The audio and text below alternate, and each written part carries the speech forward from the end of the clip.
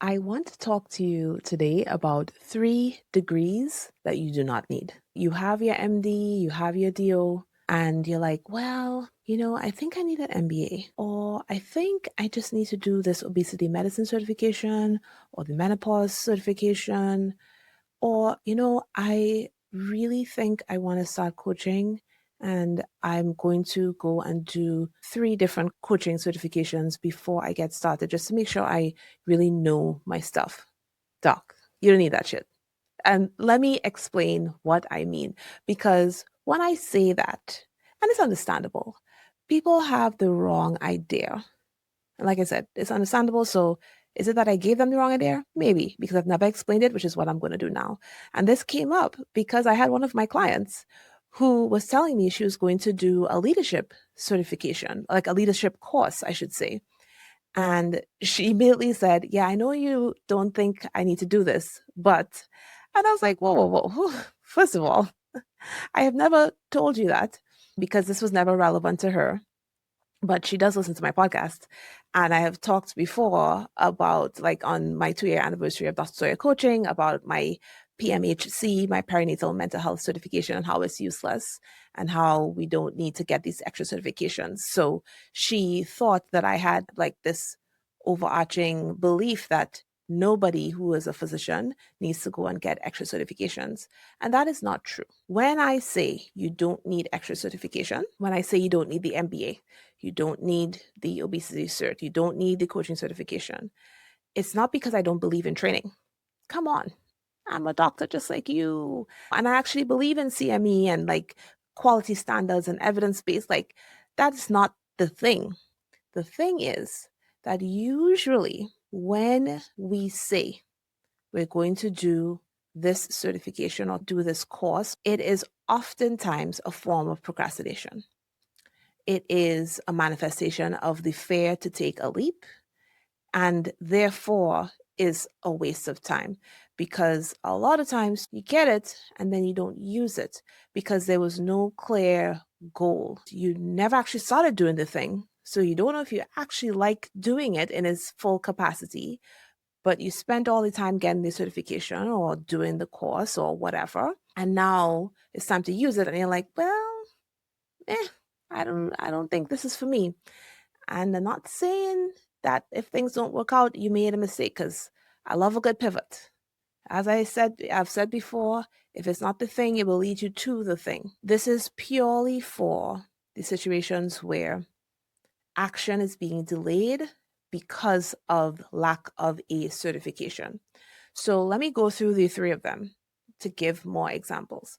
Number 1 is the MBA. So this is a hot one because there are a lot of people who want to start businesses as physicians, which I love. I love a good physician entrepreneur. We make the best entrepreneurs. But there is a subset of us who believe that in order to start a business, we need an MBA. Because we're overachievers, we have to go to the highest level. But let me tell you a secret, Doc. Most people who do MBAs are not entrepreneurs. They are trying to get C-suite jobs and they're employees. Nothing wrong with being an employee. But if you want to start a business, by definition, if you want to be an entrepreneur, doing an MBA is not required. Right? So it's important to be very clear about what your outcome is. What is your goal? If you want to become the president of a university, sure, get your MBA. And I use that example. This is not a random thing I'm pulling out of the air. One of my old attendings, who was also in a BSMD program at Howard, who's also from Trinidad, when we were in medical school, he was getting his MBA at Howard. And he went on to be the president of Howard University, Dr. Wayne Frederick, right? So he had a goal, and you best believe, going from surgical oncology, and he was like this prodigy in surgeonc, and then going back to MBA, he had a goal in his mind. He knew he wanted to go into that kind of administrative situation. And if that's what you want to do, and you know that this will benefit you, you know it is an actual job requirement, you know that this is it. These are the skills that I need. This is the most efficient way to get these skills. By all means, do it. But I have talked to docs who say, I really want to start a business, but I'm just going to get this MBA real quick. And I also know a lot of docs who went and got the MBA and are not using it. Even if they started the business, the MBA did not help, right? Because the things you need to be an entrepreneur are the things that make us the most uncomfortable as physicians. And MBAs really don't cover, the ability to sell and market yourself and, ask people for money. Those are things that a lot of physicians have a very hard time with. I don't know how much they focus on that in MBAs. It's all about networking. And yeah, you're going to get some coursework on accounting and all that stuff. But most professional MBAs, which is what you would do as a physician, is about connections. And yes, connections are important in entrepreneurship, but you need to spend time and money on an MBA to know that, right? So you want to just ask yourself, is this required for what I want to do? Or is it truly just a delay from me taking the leap and doing the thing under the guise of, well, I need to learn more? And I'm also not saying don't learn more. I'm not against learning. I'm not against training.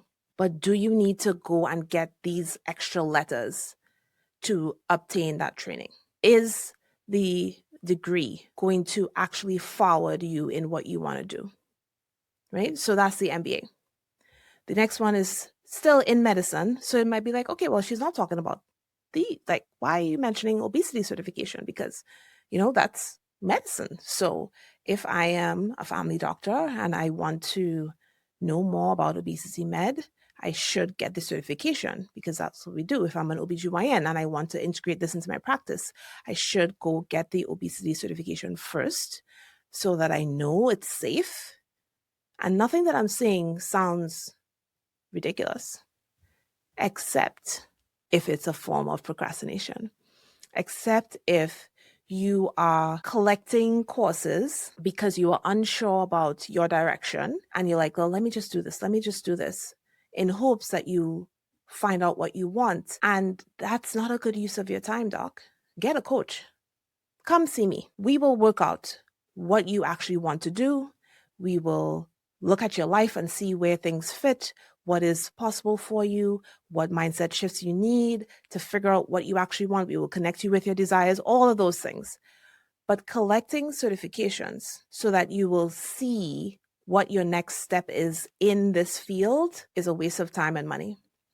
Because I've had clients in the past that gone, and I choose obesity medicine because that's, it's either obesity or menopause that people do. And they're not using it. They do not have an obesity medicine practice. I actually had one client tell me after she was done, she's like, yeah, I don't want to do that. Like, that's not anything that I want to actually do. So be honest with yourself. And the better thing, and this is the case for everything that I'm going to say, is to start doing. See if you actually like it. See if this is something that you want to do. And most importantly, see if you are really lacking in the knowledge or if you just feel like you are. Because we have this thing as women physicians that we think we are not as qualified as we are, and that the only way we must do something is to be as qualified as possible. When there are men out here doing all sorts of things, being wholly unqualified. And you might say, well, Dr. Toya, this is people's lives. I need to have the training. I'm not saying don't learn. I'm not saying go and practice outside of your scope. I'm not saying any of that. But do you need this certification before you even start doing the thing, before you even know if this is something that you want to integrate into your practice, before you know that you want to start a private cash pay obesity medicine practice? You should probably start doing some of it first. And that is the point. Take the action, make the leap, and see, do I need this? Is this what I want? Am I truly not qualified? Because you could have been in a residency where you trained under somebody who was specialized in obesity and your skills are exponential and there's not a whole lot extra that you necessarily need from a certification. It could be that. And sometimes I think we forget in this age of 3-year fellowship programs that most of medicine was like an apprenticeship. People who are grandfathered in, yes, we have issues with people being grandfathered into subspecialties, but learning by mentorship and apprenticeship is not a bad thing. It's not this foreign thing that should not be done. It is how it was. And yes, there is benefit to standardization and continual learning and exams and all of those things. But let's not forget that you can gain skills and knowledge and be safe and be evidence-based without a certification, without an exam. So you can start doing the thing. And if you're like, yes, I want this certification on my name because it will open this door, because it will fill this gap that I have realized that I have, but have a reason, not just, well, I probably should get this before I start doing anything because that's what we do. And then the last one is coaching. And I feel like I've made all of my points before because they're all the same points. Physicians are natural coaches. Does that mean every physician can be a coach? Of course not. That's not what I mean. I mean, if you are called to do it, if you see a need, if you see that you have a unique ability, start. Like, even if you don't want to charge, start. Is this something you want to do? And know that getting a coaching certification is one small part of having a coaching business. So, is it that you want to have a coaching business? And I don't know why else you would get a certification for coaching if you weren't going to have a coaching business, because if you're a physician, you don't really need a coaching certification. I take that back. I have a friend who is a surgical coach and she's a MIGS specialist. So she did a certification for surgery coaching, which I think is the most interesting thing ever. So fine. In that respect, you need a coaching certification for medicine. But if you are getting the certification and you're not going to actually launch a business, what are you getting it for? And I think that's what a lot of people leave out when they say, I'm going to do XYZ coaching certification. To be able to get clients, you have to do everything that comes with running a business, which may be things that you don't want to do, like marketing and selling and going on social media and speaking. But if you're not doing that, what's the point of getting the certification? So when you decide to do XYZ coaching certification, what does that even mean? What does that mean to you? What does it mean to the clients that you will get? It has to mean something that is significant and that is going to help you actually help your clients, or it's going to help you run your business. And if it's not doing either of those things, then what is the point of this certification? Yeah, because you can learn all the things you need to learn without saying, I went to what is it called? I went to life coach school. So if you decide, I want to be a coach, please know it is a business. Unless you are going to be employed by another coach and work in their business, which is possible. I don't think I know anybody who has done that and kept doing it for a lot of reasons. If you're going to use the coaching certification and it is required for some pivot outside of medicine or even in medicine, fine. But the principles are the same, right? Is it required for whatever pivot you want to make, whatever job you want to get, whatever business you want to start? Is it required?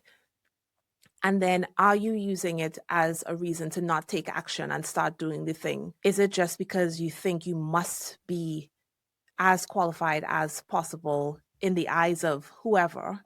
Can you get the training elsewhere? So especially for the coaching, just like I said with medicine, apprenticeship, mentorship, that's what I did. So remember, I'm not saying don't train. I'm not saying don't get skills. That would be insane. I didn't just wake up out of my burnout and be like, you know what? I'm going to coach and this is what I'm going to do. No training, no guidance, no nothing. No. Immediately got a mentor, a very expensive one at that, who I am still working with, which is another side. If your coach doesn't have a coach, red flags. Like there is ongoing growth to be had. They are always anyway, that's a whole other story. So I'm not saying don't get the guidance, don't get the training, don't get the mentorship. The certification. Why do you need it? Is it necessary? Is it helpful? Is it a form of procrastination? These are the questions that I want you to answer when you're thinking, I need to get this degree. I need to get this cert. Please ask yourself. And it will save you lots of time. It will save you lots of money. And it will save you feeling like you're wasting time and energy doing stuff and not even doing the right stuff. Because what's actually going to move you forward, even if it doesn't work out, is the doing of the thing. Is you going out and starting to coach? Is you going out and starting the business? Is you starting to tailor your practice to see more obesity medicine patients? If you take the action and then you decide, you know what, this is not for me, that is different than no action, lots of education, and then seeing what happens afterwards. So when I say you don't need a degree, that's what I mean. Let it not be learnitis or coursitis, that disease that we get, as Dr. Una, my business coach, likes to say. Don't let it be a form of procrastination. Let it be something that has a clear goal that is clearly going to benefit you. Because, like my client who told me about doing that leadership conference, she's already in leadership. She was in leadership at the job she was at. She went and got even more leadership positions at the new job. So now that she has more responsibility, she's like, yeah, I think that's a beautiful, wonderful use of time and energy and money. Of course, I'm going to be behind that. That is not what I'm talking about. It's if she was an employed physician, no leadership roles, and instead of advocating for herself to go into that position, to get the title, to get the raise, to do the job, she decided, you know what, I'm going to do this course first before I tell them that I want to be considered. Before I go after that position, let me just go do this course real quick. That is what I'm talking about. Okay, so I hope that clears things up. Dr. Toya is not against learning. I love learning. I love training. I love getting good at something and helping people with it and having that knowledge. What I don't love is seeing you waste your time and your precious energy. You have so many other things to do and worry about without going and getting all this extra stuff that you don't need. All right, doc, you know what to do. Share this episode with another doc who just told you, hey, I'm going to think about getting my MBA. Make sure she listens and share it on social media because there's somebody else in your circle right now who's like, yeah, I really think I should get this degree before I make this move because, that will be right. Like, I just have so much to learn. I think I'll be more comfortable applying if I had these letters behind my name. I'll be more prepared. Post about this episode so that she will reconsider and start taking some action. All right. And I will see you on the next episode of Stethoscopes and Strollers.